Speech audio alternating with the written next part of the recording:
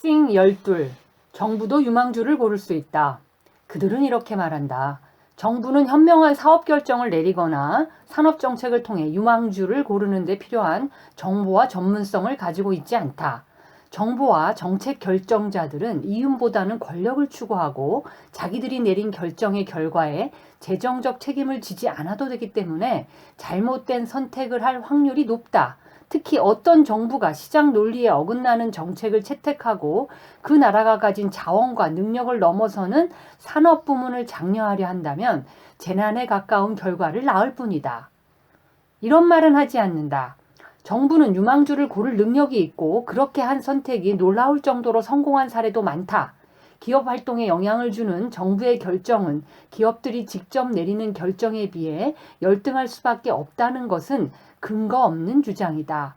그리고 정부는 필요하면 더 나은 정보를 획득하여 의사결정의 질을 높일 수도 있다. 게다가 개별 기업에는 도움이 되더라도 국민 경제 전체로 보면 바람직하지 못한 결정들도 있다. 따라서 정부가 시장의 움직임에 역행하는 유망주를 골랐다 하더라도 특히 그 결정이 민간 부문과 긴밀한 협력하에 진행되었다면 국민 경제를 향상시키는 결과가 나올 수 있다. 이 글의 전개 순서는 다음과 같습니다. 개발도상국들이 추진한 프로젝트 중 황당무계한 것 중 하나가 1965년 한국이 내놓은 일관 제철소 건설 계획이었습니다. 당시 한국은 세계에서 가장 가난한 나라 중 하나였는데요. 어류, 텅스텐 같은 천연 자원이나 사람 머리카락으로 만든 가발, 저가 의류 같은 노동집약적인 제조업 제품 수출에 의존하고 있었습니다. 국제무역의 정설로 널리 받아들여지고 있는 비교 우위론을 따르자면 한국처럼 노동력이 풍부하고 자본이 부족한 나라는 철강 같은 자본이 많이 들어가는 제품은 만들지 않는 것이 현명한 일이었습니다. 설상가상으로 한국은 철강 산업에 필요한 원자재마저 나지 않는 나라였습니다. 따라서 원자재는 멀리 떨어진 외국에서 들여와야 했고 운송비가 엄청났죠. 이런 상황이었으니 한국 정부가 가능한 모든 지원을 약속해도 외국 원조나 투자자를 찾기 힘들었습니다. 그런데도 한국 정부는 1968년 제철소를 운영할 회사인 포스코를 창립하고 국영기업으로 만들었습니다. 당시는 개발도상국의 국영기업들이 얼마나 비효율적인지에 대한 우려가 널리 퍼져 있을 때였습니다. 여러 어려움에도 굴하지 않고 한국 정부는 일본 정부를 설득해서 식민 통치에 대한 보상금 중 상당 부분을 제철소 건설 쪽으로 전용해 줄 것과 제철소에 필요한 기계류와 기술을 지원해 줄 것을 요청했습니다. 마침내 포스코는 1973년 철강 생산을 시작했고 세계 시장에서 놀라울 정도로 빨리 자리를 잡아 1990년대에는 세계 시장을 선도하는 철강 회사 중 하나로 성장했습니다. 포스코는 2001년 정치적인 이유로 민영화되었고 현재 생산량 기준으로 세계 4위 규모를 자랑합니다. 현대 경제학계의 주류를 이루고 있는 자유시장 경제 이론에 따르면 포스코가 거둔 성공은 절대 일어날 수 없는 일입니다. 이 이론에 따르면 자본주의는 정부의 간섭을 전혀 받지 않고 사람들이 자기 비즈니스를 스스로 책임지도록 놔둘 때 가장 성공합니다. 정부가 내리는 결정은 기업을 운영하는 당사자가 내리는 결정에 비해 항상 열등할 수밖에 없는데요. 이는 당사자들이 정부보다 필요한 정보를 더 많이, 더 효과적으로 확보할 수 있기 때문입니다. 정부는 유망주를 골라낼 능력이 없다는 것입니다. 자유시장 경제학자들은 정부의 의사결정권자들, 즉 정치인들과 행정관료들은 이윤을 극대화하는 것보다는 권력을 극대화하는 데 더 신경 쓰고 따라서 경제적 실효성보다는 가장 가시적이고 정치적 상징성이 높은 프로젝트를 선택한다고 말합니다.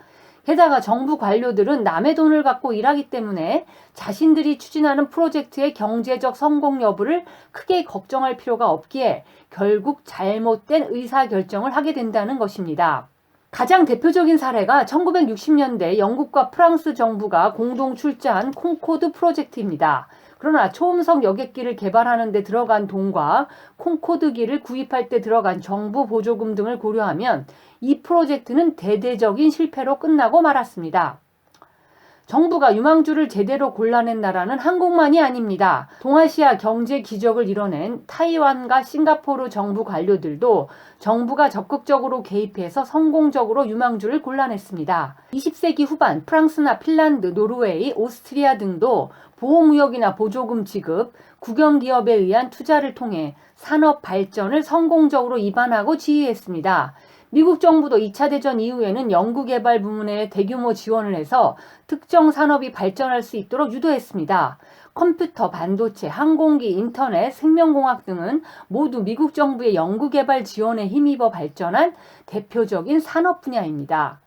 정부들이 성공한 유망주들을 제대로 골라낸 사례가 많이 있는데도 이것이 불가능하다고 주장하는 이론이 있습니다. 이 이론에서는 어떤 상황을 가장 가까이에서 직접적으로 접하는 사람이 최고의 정보를 가질 수 있고 따라서 가장 올바른 선택을 내릴 수 있다고 암묵적으로 가정하고 있습니다.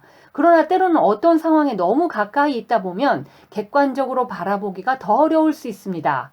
또한 정부는 산업 정책을 펴는 데 필요한 정보라고 판단하면 그 정보를 확보할 능력이 있습니다. 유망주를 뽑는 데 좋은 성적을 거둔 정부들은 보통 기업들과 효과적인 정보 소통 채널을 가지고 있었습니다. 주류 경제 이론에서는 기업의 이익과 국가의 이익이 충돌하는 경우도 있다는 사실을 간과합니다. 기업가들이 정부 관료들보다 관련 상황을 더 잘 파악해서 자기 기업에 가장 유리한 판단을 내릴지는 모르지만 그 결정이 국가 경제에 이로우리라는 보장은 없습니다. 또한 정부가 유망주를 고르는 것이 일부 기업에 손해를 끼칠 가능성도 있습니다. 하지만 사회 전체적 시각에서 보면 더 나은 결과를 가져올 수도 있습니다. 지금까지 정부가 유망주를 골라서 성공한 예들을 설명하면서 이런 가능성을 부인하는 자유시장 이론이 왜 허점투성이인지를 이야기했습니다. 그렇다고 정부가 실패한 사례들을 무시하고 넘어가자는 이야기는 아닙니다. 그러나 성공적인 사례만 보고 정부가 항상 유망주를 고를 것이라고 옹호해서는 안 되는 것처럼 실패한 사례만 보고서 정부가 유망주를 고르는 개념 자체를 거부해서도 안 됩니다. 생각해보면 정부가 유망주 선별에 가끔 실패를 하는 것은 자연스러운 일입니다. 불확실성의 세상에서 내리는 기업가적 결정에 리스크가 따르고 그 결정 중의 일부가 실패로 끝나는 것은 당연합니다. 민간 부문의 기업들도 유망주를 선별하는 선택을 끊임없이 하고 그중 일부에서는 성공하지만 일부에서는 실패를 맛봅니다. 문제는 정부가 유망주를 선별할 수 있느냐 없느냐가 아닙니다. 정부는 그럴 능력이 있습니다. 중요한 것은 이 선택의 승률을 높이는 것입니다. 일반적으로 생각하는 것과는 달리 정치적 의지가 충분하면 정부의 승률을 극적으로 높일 수 있습니다. 민간 기업의 유망주 선택만이 성공할 수 있다고 주장하는 자유시장 이데올로기에 묻혀 그 너머를 보지 못하면 결국 우리는 정부가 주도하는 혹은 정부와 민간의 협력으로 추진할 수 있는 경제 발전의 거대한 가능성을 모두 놓치고 말 것입니다.